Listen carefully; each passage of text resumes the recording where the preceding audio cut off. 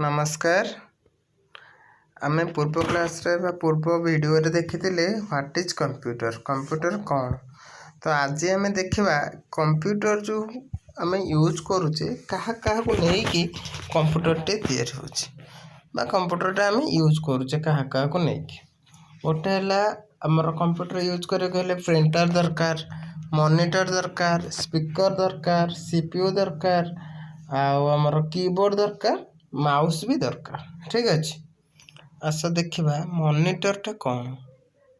Monitor रोची a computer monitor is an output device that display information in pictorial form. Monitor usually comprise the visual display. और मानला कौन computer जो monitor टा होची गोटे विजुअल टे से माने हमें ताको आउटपुट जहाँ देखि परिबा सेथिरे। ठीक अच्छे। तापर देखिबा CPU central processing unit. All the inputs are stored, arranged and changed by a computer, the device that helps a computer to do so it's called the processing device. The processing device in a computer known as a central processing unit, जहाँ को क्या हमें CPU बोली कहो। आपको computer brain मध्य कहते सब किसी डाटा सीपीयू रे ही स्टोरेज हुए, सीपीयू रे ही काम हुए। ठीक अच्छे। तो बर्तमान देखिबा कीबोर्ड। कीबोर्ड भी हमको निहाती आवश्यक। A computer keyboard is an input device that allow a person to enter letter, number and other symbol. These are called character in a keyboard into a computer. तो आम कंप्यूटर कीबोर्ड माध्यम जेकोसी data enter करिपरिबा। ठीक अच्छे। तो बर्तमान देखिए mouse. Mouse भी सेमती इनपुट डिवाइस। माउस माध्यम आम पॉइंट आउट करिपरिबा, सिलेक्ट करिपरिबा।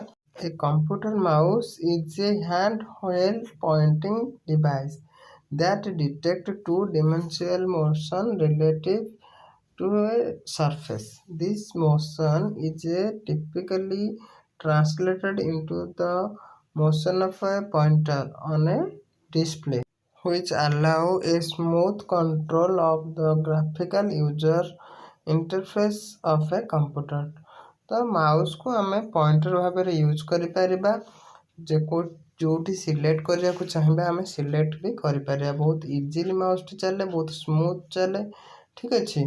तो आमको माउस कंट्रोल करले आम बहुत इजीली काम करिपरिबा। तो माउस आमको पॉइंटिंग रे सहायता करता है। ठीक अच्छे।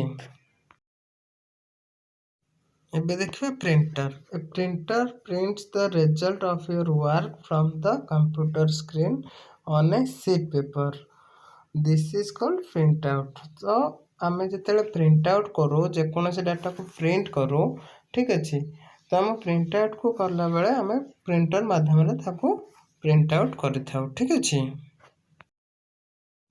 तो बर्तमान देखिए speaker. The speaker are the output device that produce different type of sound processed by the computer. You can listen to song or speech stored in the computer with the help of a speaker. तो speaker माध्यम आम computer थिबा गीत सुनी परिबा, कोनोसी speech सुनी परिबा। बे देखिबा microphone. ठीक अच्छे। A microphone is a device that captured audio by converting sound waves into an electrical signal. ठीक अच्छे। तो आम माउथ करवा माइक्रोफोन आम यूज करूँ ये कथा को आम जमी मोबाइल आम कथा होचे आमर माउथ स्पीकर माध्यम अन्य जन शुणी पारुची। तो से हिसाब से आम माइक्रोफोन को यूज करिपरिबा कंप्यूटर रे जेतेले आम वीडियो कॉलिंग करी कथा बा वेब रे। ठीक अच्छे। तो यह गोटे इनपुट डिवाइस कारण आम एथिरे कोनोसी डाटा सेंड करिपरिबा। हाँ बुझिला।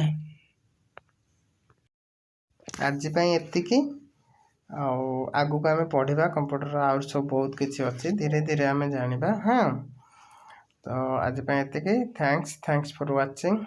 ए पर्यंत देखिथिबार आपनको अशेष अशेष धन्यवाद। आ प्लीज टिके सब्सक्राइब करेंगे और लाइक करेंगे जब वीडियोटी भल लगी। ठीक अच्छे।